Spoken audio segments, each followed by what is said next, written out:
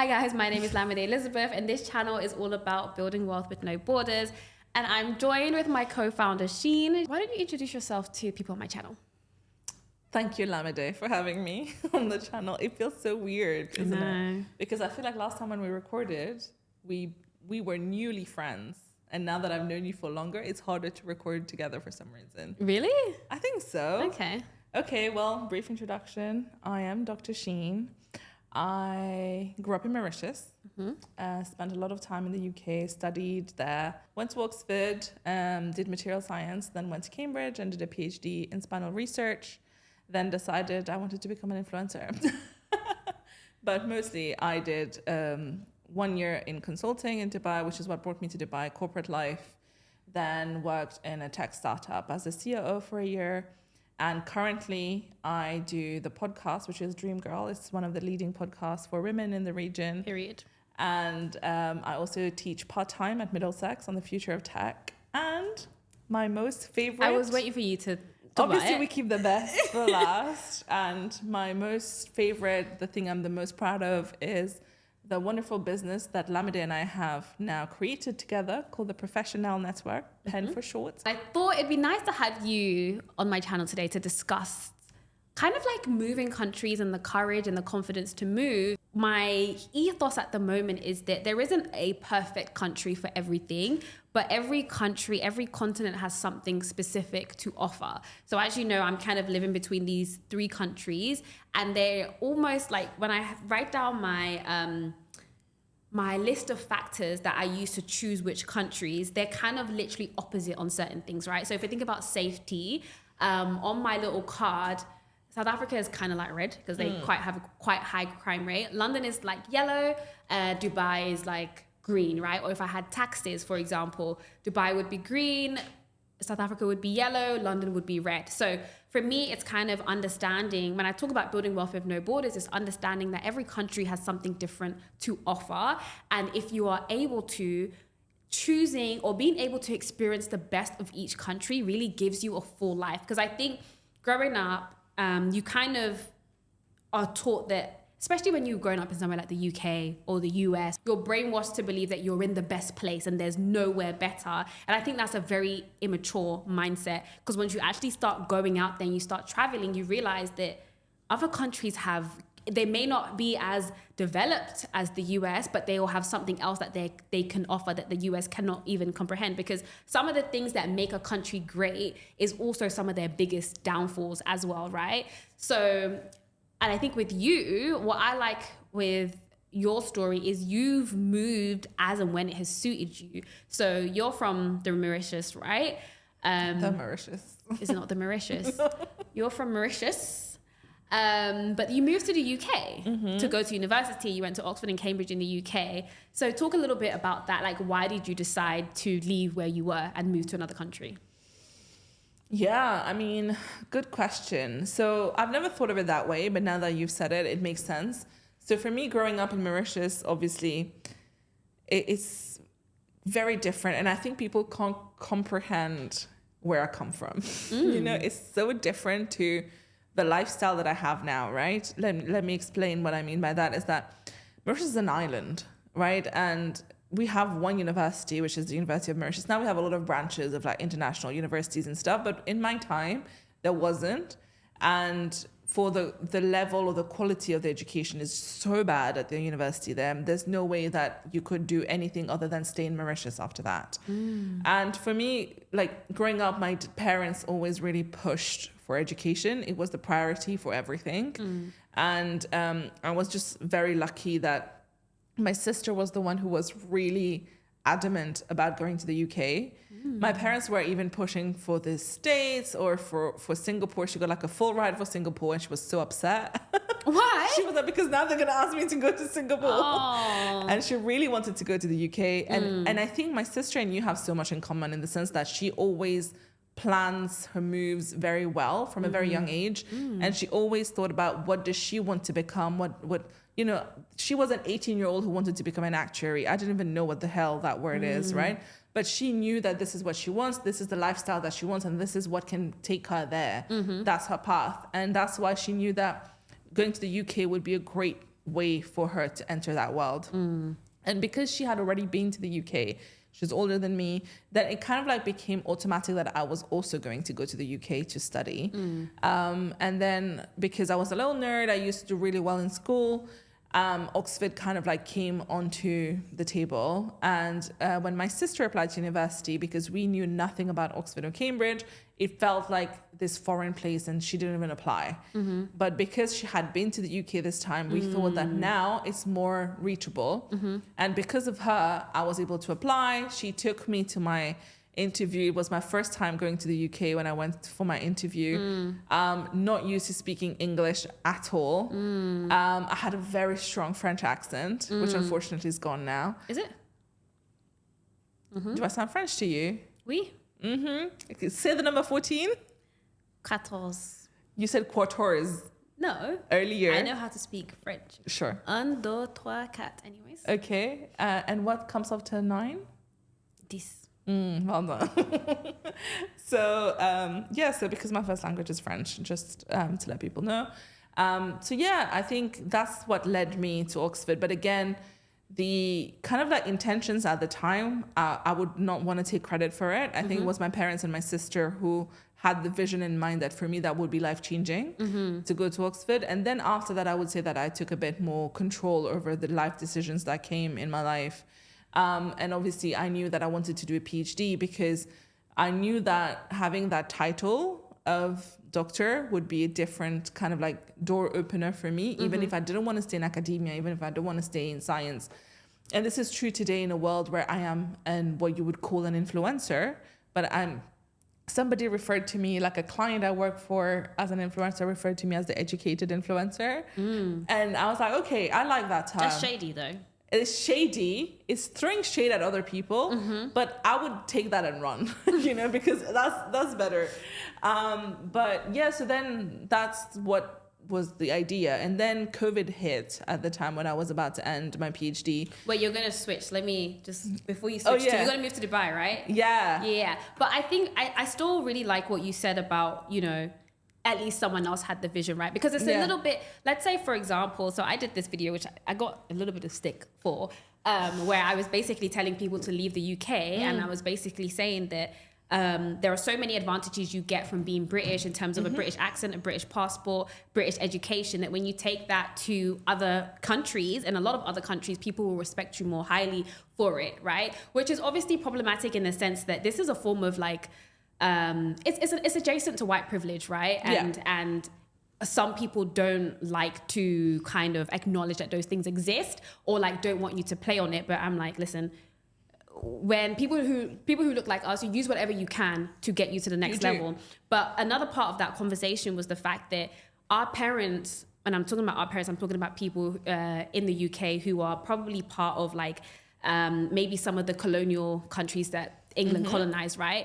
They moved from Ghana, Nigeria, Jamaica to the UK, knowing that they were going to give us a better life, right? They did it intentionally. I didn't know what my mum was doing then, right? And now I think about it, I'm like, oh my God, thank you so much for that, because my life would have been very different if I know people who only have a Nigerian passport and life is so much different for them just because of, their passport or where they've grown up, right? And so sometimes it's like you're not the one who sees the vision, but then you can then realize that, you know what? I have something here. Like there's something that someone has done for me. Let me use that and then start to propel myself forward. So even though you wasn't the one who probably masterminded, okay, like, because the way I see it is kind of like, okay, you grew up in this like beautiful tropical island country, which I'm sure that gives you something. There's something that you would have experienced growing up that I would have never have experienced. But then it was like, okay, the next stage of my life is getting educated. Now let me move to the place that is known to be one of the best places to be educated, right? So, but then you got to the UK, and a lot of people who are in the UK, maybe less so now, but I was one of those people before who was like, my whole life is going to be here. Like London is the best city in the world. And for me, traveling far, or like when I saw myself living elsewhere, like Essex, that was as far as I would go. I'm not even joking. Essex was as far as I would go. And like, I didn't even leave for uni, right? I went to the London School of Economics. So I've been London my whole life. And I think a lot of people, you kind of get trapped into thinking that where you are now, especially where there's this perception that it's such a great country, I can't leave anymore. But you still then got up and left and you went to Dubai. So what was that about? Yeah, I think before I tell you this, I want to take a moment to talk about what you just mentioned about, our family making that jump. Obviously, for me, we have probably Indian roots, and we tried to work it back. And only 5 generations ago, for me, my ancestor came to Mauritius from India during the time of colonization. Obviously, the British brought them, and he was 7 years old without a name. And we don't even know which port he got on in India, but he came to Mauritius. And because he also at that time made that decision, they were called indentured laborers. They made him an indentured laborer at 7? Yeah. Damn. I know. And so the idea of looking for a better life, right? And because he came to Mauritius, 5 generations later, I am a doctor from Oxford and Cambridge. That's a huge jump that our future generations will never be able to achieve, right? It's not replicable now. We've done the jump. And I think all of that has contributed to where I am right now. And it makes it so much more valuable, as you said, for us to do something with what others before us have built. So yeah, obviously for me, it was a dream to work in London. I went to, I would say easily 70 interviews. 70? Yeah, because consulting, you have so many stages, rounds, right? So each company would have between 3 and 5 rounds, and each round would have 3 or 4 interviews. So then every time I would take my little train from Cambridge to London and do the interviews. And every time I would go there, I loved the idea of working in London. And especially because, all the consulting companies are in right central London. Yeah. And it's a beautiful place. And you see everyone really dressed up, getting their little poke bowl for lunch, getting their coffee. And I was like, this is the life I want. And I had a lot of friends who had done that jump now and who were working in London. And I already had an idea of where I would live, if I was going to be there, Swiss cottage. And I was like, I love the idea of the life in London. And then COVID hits. And a lot of things happened during that time. A lot of kind of like my priorities came up a little bit more. And you start realizing how, family matters. Being too far from family is a problem because if there's any emergency, how do you go back? Right. The UK is 12 hours from Mauritius, so it's really long. And my sister is already in the States, and I felt like really responsible for my parents suddenly. Okay. So that's one thing. The other thing is the quality of life in the UK. So when COVID hits and now I was starting to think, okay, you know what? It's not necessarily the best country. Brexit was happening as well, and you could see the changes coming through. And again, something that you've brought up before as well is the passport thing. So for every company I applied to, I got to the final stage, but I didn't get an offer. And the people who were brave enough to be honest were because they would have to do a work permit for me. And they would rather not because that's extra cost for them. And they have the whole thing about they need to hire the local people as well, blah, blah, blah. So then it really put me off. And at this point, I've spent 9 years in the UK. You never told me this before. I didn't tell you this. No, not about like the passport thing. Yeah, so 9 years in the UK, and it counts to nothing, by the way. I can't convert it. Why? Because I'm on a student visa. Right. If you're on a student visa for 10 years, you can then convert it, but you can't have left the country for more than like 300 days or something across 10 years. Yeah, and that's a lot because every year, holidays, you go home for like 3 months already. So that. How often does a student study for 10 years? First of all, right? And also staying in the country for 10 years. That's tough. So I could not convert it. And then I was like, okay, whatever. And at that point, they did change it, I think now, because if you are on a student visa, you're allowed to work for 2 years after that without a work permit. Okay. So I mean, change has come after my time. But then because of all of that, it left a really bad taste in my mouth because I was like, I am better than most of the candidates who are applying. But because I have the wrong passport, now suddenly they don't value me as much. Then I had a chat with this girl who has been very pivotal in my life randomly.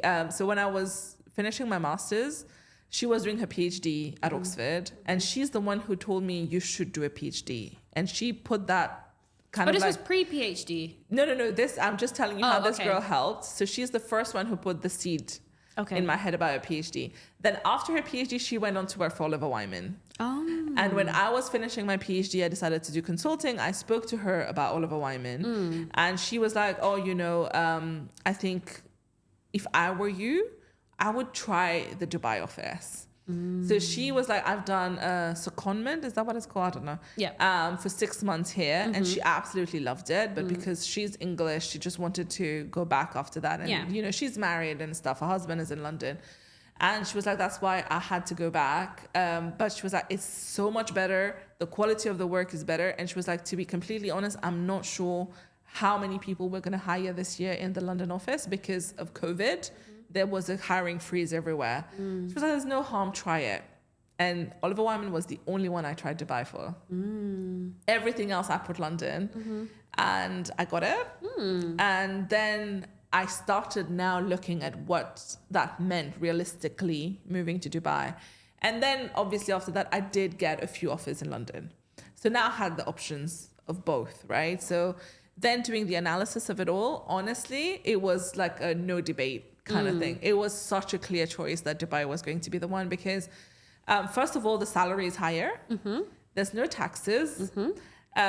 You are an expat and you get all of the additional benefits as an employee.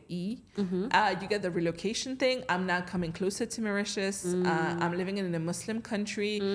It's a sunny place and I love the sun.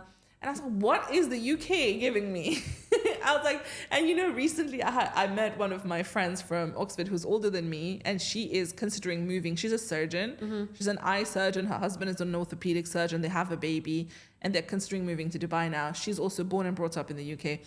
She was like, honestly, Sheen, the best thing that the UK can give to anyone is the education, and we already got that. And now it's time to move. I was like, oh my God. She was like, both of us got it. She was like, I'm glad you made the move. And now I'm thinking of doing it. And at that time, it became clear to me. But again, I feel like this is probably not the answer you wanted, but it was not like a very planned out decision. It just so happened. I believe in divine intervention. I think it was divine intervention. And then I realized why this would make more sense. And once it did, it was so clear. And I remember... So when I accepted my job and everything, Oliver Wyman gives you like a little buddy who is someone who currently works here, and you can talk to them about random questions you have, about moving. And I remember I got on a call with her and I told her, what shall I prep? I have a month left now before I move to Dubai. What are the things you would advise I should be prepping before coming? She was like, honestly, there's only one thing that you have in London that you don't have in Dubai, and that's your friends who are there. She was like, everything else is better here. And she was not lying. Yeah. Since I moved, the only thing I miss are the people that I left behind in the UK. But other than that, I feel like everything else is better here. And I don't see myself going back. Do you know what I mean? And you know what? This is not even I don't want to swear. What's the word? Like, shit on the UK type of thing, because there are some people, for example, I speak to some people in obviously South Africa is one of my bases now, and I speak to some people there and they're like, oh, I wanted to leave South Africa, but you're coming here now, so does that mean I should stay? I'm like, no, because if I grew up somewhere outside of the UK, I'd probably want to have some experience of working in London. London is one of the, best cities for businesses. It's one of the cities, it's a major city, right, in the world, especially in the world of finance, in the world of business. So if I hadn't had that experience, I understand why people are getting on boats, risking their lives to get to the UK, because there is something that it gives you. But I think it's also understanding that sometimes certain places serve you for a certain period. Agreed. And I feel like we should be capitalistic in nature to say, you know what, I'm going to go to this place and I'm going to take this from this place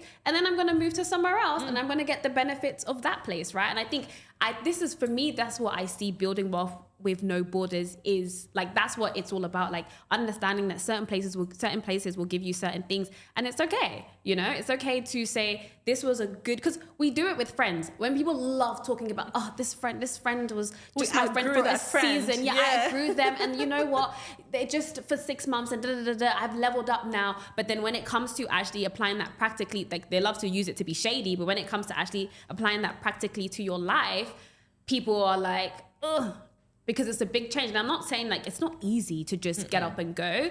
But I do think that there is, if you can have the opportunity, take it up, even if it's for a secondment, even if it's for a holiday, an extended holiday, do it because there's so much that. And you know what? Someone was said the other day. Someone was saying that like when they're having a conversation, they can tell when the person has lived in multiple places. Agreed. Or like is well traveled versus someone who isn't, because the mindset is just, it's so small, right? Even for me coming to Dubai, God, I was very ignorant on a lot of stuff. I swear to. I know. I was though, and I didn't know because I've grown up with people who like, for example, the passport thing. Yeah. I didn't know that people visas. What the hell, visa? Like that's never been a thing because in your case it was your 5 great grandfathers, right? For me, it was my granddad who I think got a scholarship to study in the UK. So my mum and all of her siblings were born here, and so like we've had that like privilege for a very long time, right? So I didn't have like some people like their parents might have struggled, like maybe even come illegally. I never had that. So and then my friends at school, most of us were born here. So I've never, and then I got to Dubai office and people were talking about, okay, I'm applying for a visa, but I might get rejected. And then they have to go through my bank statements and, I can only travel to a certain countries visa free. And I'm like, when I travel, I never even think about getting a visa. Like when I realized that in America I had to get an ESTA, I was like, what? Why are you requiring me to do stuff? Like I should be able to just turn up to your borders. That's like, for me, like, that's just how it has been. So moving to Dubai and being exposed to a different group of people going through different challenges, it's opened my mind so much. Like so much. So, I agree with that. I mean, obviously I don't have such a powerful passport, but because we were also colonized in the past, so we don't need any visas for the Schengen countries. I can go to Asia anywhere, only America, but you get like the 10 years visa in one go. And I never face any backlash because Mauritius is a very safe passport, right? And I remember here, I was telling one of my friends, I was like, when I go to London next time, just come with me. She was like, I'll need to see if I'm going to get the visa in time. And I was like, what visa? It's London. And she was like, yeah, the tourist visa. I was like, what? And for me, it's the fact that it's not even, I need to apply for it. I don't know if I will get it. Right. And you're like, wait, but you're going as a tourist. You have money to spend. Like, why would they not want you? Because of your passport. Yeah. And the passport conversation is, honestly, it's such a cruel system. Oh my God. Right? Just because of where you were born, it's a piece of paper. It's these random borders that we decided exist between everyone. And now the quality of your life is dependent on that. Because when you see these YouTube videos of people who are like, I've traveled to 100 countries before 30 and and like, when I see that, I just think, okay, cool. But actually, there are a lot of people who would want to do that and cannot do it. Like, they're not going to have the same ease that certain people have had. So I feel like, even with all these travels, I've realized so much privilege that I have had. Because when I growing up in London, growing up in a low-income household, from like, I'm going to say like from the age of like 16, everything was about being disadvantaged, right? It was like, you're black, you come from a single parent household. You're What's a woman. funny? You're a woman. I'm relating to you. You're a woman. You've been on free school meals. Everything was about like my disadvantages, right? And so kind of, and you know what? People will say like people like us are always complaining about X, Y, Z. But for me, when I was growing up, I didn't even know I was poor because everyone around me was broke too. So being broke was normal. You don't know. But then as I started to like try to go into different things, go into unis and stuff, I realized that I kept put into this category, not by me, not by other choice. People. Institutions were bracketing me in this low income, statistic, whatever. So I was like, I was so besotted with all of these disadvantages that I've had. And now I'm able to see, actually, you know what? Those disadvantages are definitely there, but there are a lot of privileges that I do have. So I'm going to take advantage of them. That's why when people are coming in like, you're just perpetuating white privilege. I'm like, I don't care. I don't have many privileges that are on my side. Yeah. So what I do have, I'm going to use it. Take it and run. Like, honestly, I agree with you. So I had the same thing where I was applying to Oxford and stuff the first few times, right? I needed a scholarship. Like, I come from a household where both my parents were working for the government. Like, we don't have generational wealth, nothing. So then you start to realize that you do fall into that category where you need to fill in that form and be like, my parents do earn this much, so I am eligible for help. And then that's when the reality check happens, right? You're like, okay, so we are considered less than others in that sense. But I was like, but if that means that I can get the money to go, I will be beating my chest with it. Listen, you want a sub story? I've got a sub story for you. Me too. It all started when I was born. The next thing I wanted to talk about is kind of like life in Dubai as a woman, because a lot of, you know what? Slightly off topic, but slightly on topic. I actually, again, another form of ignorance. I never knew what Islamophobia was until I moved to the UAE myself. And I felt like I'm not even Muslim, but because I was in a Muslim country, the things people would say, I'm like, wait, why do you think that? And I realized, oh, this is what Islamophobia is, right? Yeah. Where people think even someone like me is like, oh, you're being oppressed because you're in Dubai. I'm like, huh? What are you talking about? Yep. Right? So what is life like as a woman for you in Dubai? Yeah, I think on the Islamophobia point, it's crazy, right? But honestly, I've experienced Islamophobia in the UK, but never here. Like, I remember I was telling you the story earlier. Someone did refer to like bringing up your kids as Muslim is child abuse, right? So equating that to that's how much. And I remember one time, someone who was doing a PhD with me told me that you are crazy if you think you're going to bring up your kids Muslim because that's practically torture. So all of that, right? You get a lot of that, but it's ignorance, right? It's a lot of ignorance. And then, but they know me, they like me, but they think you are not the kind of Muslims that the majority of Muslims are. Right. And I'm like, but I kind of am though. It's just because you have such a set idea of how bad a Muslim is that you're refusing to accept that I am one of them, and which is a different problem to have. But honestly, in Dubai, being a woman is amazing. And I think maybe some people will disagree with this, but for me, I love that they treat women differently here. So for once, I was applying for a visa to Saudi, work visa, and I went there and I just saw this queue that was going out and out and round, and I was like, this is gonna be fun. I was like, this is my like 3 hours gone. And I got in the queue and then everyone was like, oh, no, the female queue is on the other side.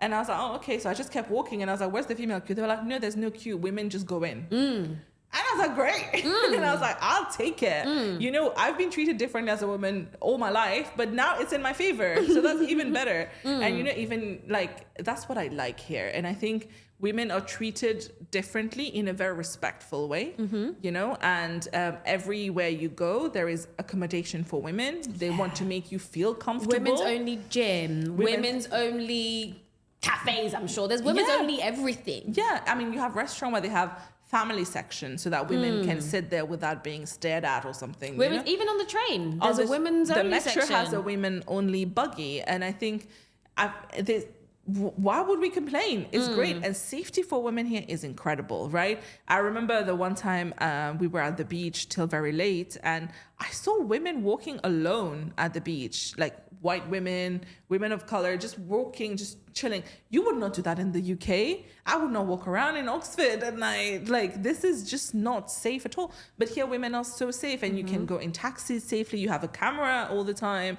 And I feel like in terms of safety, we know that Dubai is extremely safe. And living alone as a woman in Dubai as well, you don't think about it at all. There's no kind of like no staring on the street. There's none of that, you know, feeling uncomfortable when you're around, which is great. But I do think that we need to stop kind of like nitpicking on the fact that, you know, oh, but I don't want to be treated differently, like the whole like modern feminism BS, please, you know, I'll where they're take like, yeah, I'm a woman, I'm the same, treat me equally. Nah, you want to make me skip the queue? I will skip the queue. I don't care. And I'm like, you know what, send me. And even at the airport, you have taxis for women. Yeah. Right? Where you have a female driver. Yeah. So I think it's incredible that they are just so respectful around women that they do want them to feel better. And I thought, you know what? I love it. Yeah. For the most part, you can, like, I mean, I'm not dressed the way you're dressed. And yeah, and that's okay here. You don't have to wear a abaya. Yeah. You're not forced to wear an abaya, which is, I think, is what people think when they think of Dubai. You're going to be forced to do this. You're going to be forced to do that. But it's not like that. Okay, what is your most favorite and then least favorite thing about Dubai? Okay. Most favorite, I would say, is the... This is going to sound so spoiled. But just the convenience. For me, life has never been this convenient. You know, I can get petrol delivered to my house. My PT comes to my house. If I wanted to, I never have to leave my house, right? I get my cleaner. I get my grocery delivered. I get my meal plan delivered. So literally nothing that I need to leave. Like the other day, I was doing like admin, like paperwork admin, and I needed a stamp, like a physical stamp for the company. I WhatsApp somebody, they printed it. I had it in my hand 2 hours later in my flat. That's crazy, right? And for me, that means that anything I want is at my fingertips and I can make it happen on the day, which I absolutely love. And it's made me probably a bit more lazy, but it also helps with productivity as well. So for me, that's definitely the best part about Dubai. The second thing, the one thing that I hate the most about Dubai is the heat. I struggle in summer and I try to stay indoors because I hate the heat when it's too hot. And unfortunately, we have a couple of months where it's just flaming hot, unbearable, where the humidity is hot and you can't breathe. But you just think about winter's coming and just, you know, power through. What about you? Me, best thing, I think probably along the same lines, I think the normalization of luxury. Like people talk about soft life a lot on social media. You haven't lived a soft life until you've lived in Dubai. When literally anything and everything can come to your door in your house, like that is the epitome. And also one thing I love about it is people don't make you feel bad for living a soft life. Like if you don't have a cleaner, people are like, why don't you have a cleaner? Yeah. You know what I mean? So, and I think whereas in the UK, I remember I was listening to a podcast and she called it a do-it-yourself life. Everything is DIY. Everything is DIY, right? Everything, you just do it yourself. Whereas here, like luxury is normalized. And I think one of the things I love as well, I think the safety element in the sense that like, even like when my nephew came to Dubai and just see him, like he was on holiday, right? But he was like late at night with his parents, just like running around, and it's just so safe for kids. And like not many places are like that, man. Like not many places are like that. And then for me, I would say the worst thing for me is probably like the fact that like but it's a good thing, but I also don't like it. But the fact that your stay here is never fully guaranteed. Like you're constantly renewing your visa, renewing your business license. Most people are never ever going to get citizenship, right? No one gets it, yeah. Yeah, so it's like that kind of, it's like you can make it your home, but then you can be kicked out at any moment, right? Yeah. Right? But then there's a good side of that because that's what makes Dubai, because people don't play around because you can be kicked out tomorrow, right? Yep. So I'd say for me, that's probably one of the, like my least favorite things, but I understand why it's there. I like it. Yeah. I think this has been a great chat. Thank you for being here today. And yeah, if you're watching this on my channel or on Lamide's channel, just switch because we will have half of it on either of them. But for now, thank you and goodbye. Yes, bye.